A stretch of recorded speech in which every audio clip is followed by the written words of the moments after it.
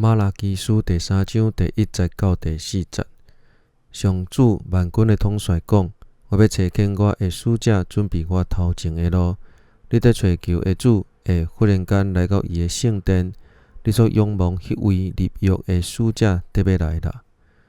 毋过伊来的日，啥人至赞会调？伊出现的时，啥人徛会知？伊亲像炼金的人用的火，亲像漂泊的人用的弓。伊要来审判，亲像人在提炼纯金。伊要净化利未的后代，锻炼因，亲像在锻炼金银，一直到因会当献合宜的祭物予上主。迄时，犹大甲耶路撒冷的人民要献上主所欢喜接纳的祭物，甲古早的年日相款。